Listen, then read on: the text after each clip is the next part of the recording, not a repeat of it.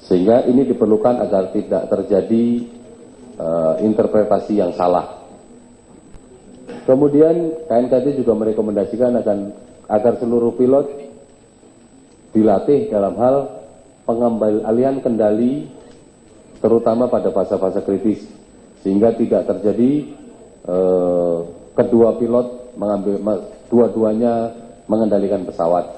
Jadi agar ada prosedur bagaimana mengambil alih kemudi. Kemudian kepada Dirjen Perhubungan Udara, KNKT merekomendasikan agar seluruh maskapai penerbangan agar melakukan pelatihan sesuai dengan training manual atau buku petunjuk pedoman pelatihan yang sudah disahkan oleh Kementerian Perhubungan. Yang kedua, agar KNKT merekomendasikan kepada Dirjen Perhubungan Udara agar semua maskapai memiliki sebuah sistem perawatan pesawat yang mampu untuk mendeteksi dan memperbaiki kerusakan yang berulang. Kepada Dirjen Perhubungan Udara, KNKT memberikan rekomendasi ketiga, yaitu agar ketentuan dari International Civil Aviation Organization atau ICAO Annex 6 tentang tugas pilot in command dicantumkan dalam Civil Aviation Safety Regulation dan menjadi peraturan yang berlaku di Indonesia, yaitu isinya adalah pilot in command shall responsible for reporting all known or suspected defect in the aeroplane to the operator at the termination of the flight. Jadi kewajiban kepada pilot untuk melaporkan kerusakan yang ada di pesawat pada penerbangan yang mereka jalani. Kepada Airbus, KNKT merekomendasikan agar membuat suatu metode yang efektif bagi pilot untuk mengatasi masalah yang berulang pada suatu penerbangan dan mengurangi gangguan kepada pilot. Intinya di sini adalah agar ada suatu prosedur atau suatu metode yang membatasi kreativitas pilot agar tidak melakukan sesuatu di luar prosedur yang justru akan berdampak pada sesuatu yang tidak diinginkan.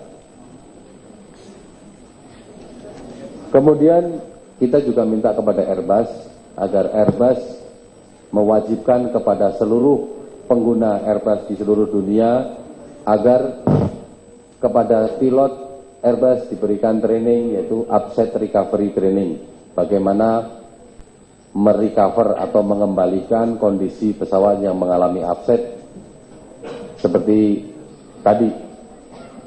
Yang terakhir, KNKT memberikan rekomendasi kepada Federal Aviation Administration atau FAA, badan sertifikasi di Amerika, dan European Aviation Safety Agency atau EASA, badan sertifikasi Eropa,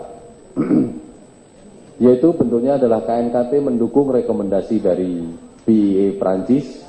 BEA adalah KNKT-nya Prancis, agar dibuat program pelatihan terkait dengan pengambil alihan kendali pada pesawat yang kendalinya tidak saling terkait.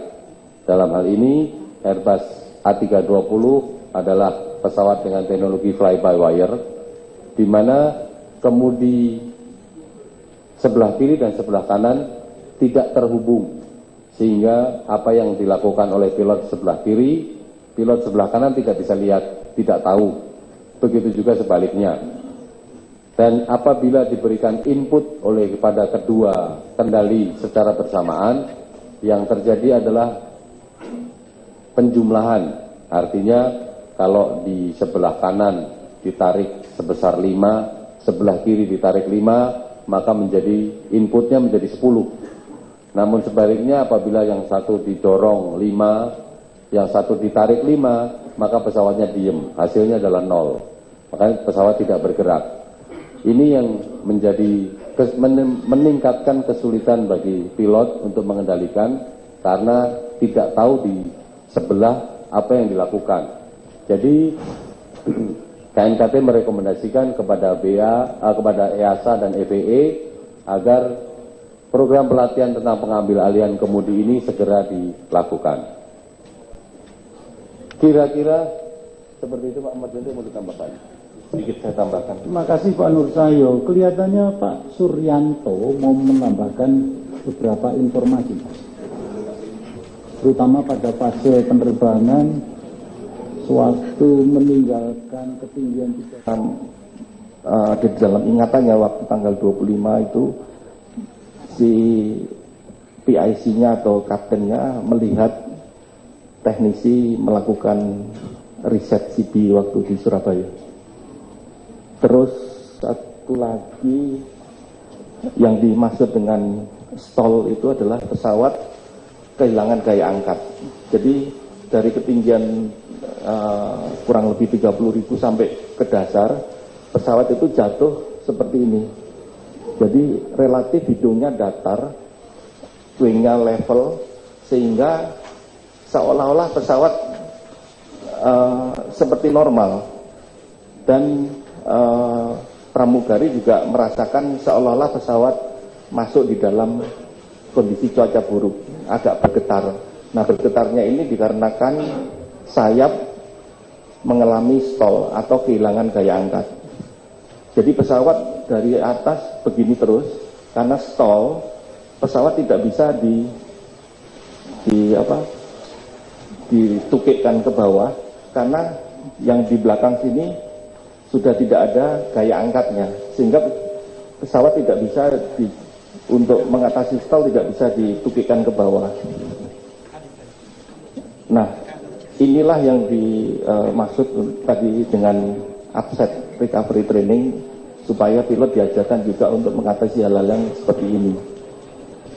Satu lagi masalah setelah FAC 1, FAC 2, terus autopilotnya sistemnya sudah tidak aktif, dan auto thrust itu yang mengatur untuk gaya dorong pesawat.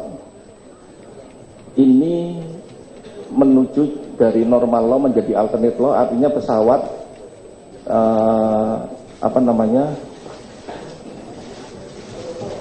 diterbangkan secara manual. Jadi komputer sudah tidak memprotek lagi, tapi seperti yang diceritakan Kapten Nur Cahyo, bahwa kalau pesawat miring dengan kecepatan kurang lebih waktu kecepatan jelajah tidak bisa lebih dari 30 derajat, itu kalau di dalam kondisi normal law. Tapi begitu masuk alternate law, semua proteksi ini hilang.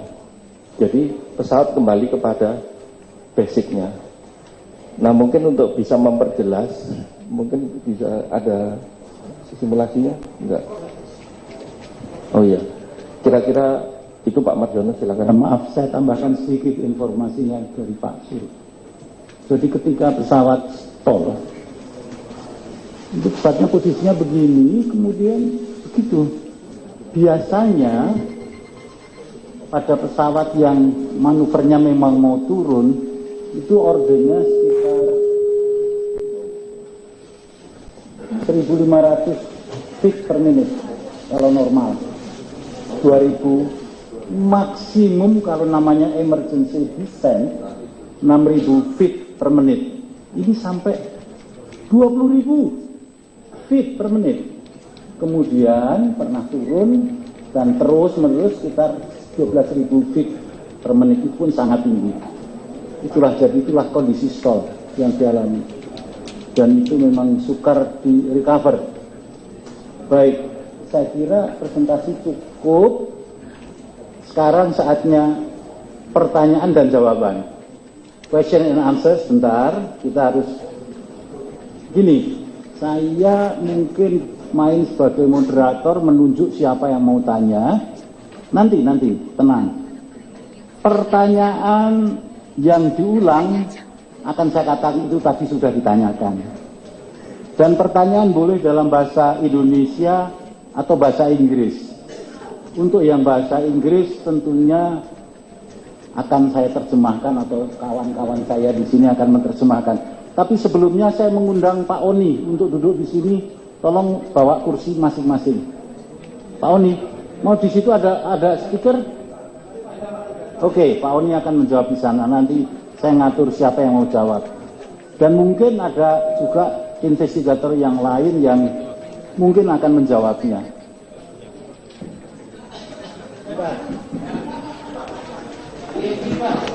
Satu, silahkan. Nanti. Pak, jadi ini permasalahannya juga ada juga di maintenance saya. Apakah itu benar? Atau ini sistem glitch? Atau itu tidak sengaja? Apakah RATLU, modul RATLU itu seluruhnya ditemukan di beberapa tempat lain? Kedua, mengenai pergerakan di side stick, itu bisa lebih dielaborasi Pak. Pergerakan side stick itu apakah ada hubungannya juga dengan yang tadi rekomendasi untuk FAA, untuk non-travel? Terima kasih banyak. Baik, saya akan menjawab dulu pertanyaan pertama. Apakah ada kaitan dengan maintenance? Sistem atau manajemen maintenance? Ya, tentunya tidak disengaja. Bahwa sistem yang ada pada saat itu tidak berhasil atau tidak mengidentifikasi bahwa kerusakan itu berulang.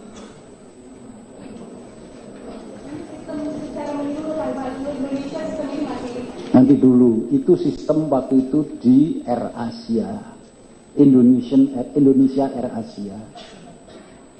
Hanya itu, ini sistem menurut Airbus. Nah, adakah kejadian serupa di Armada? Ya,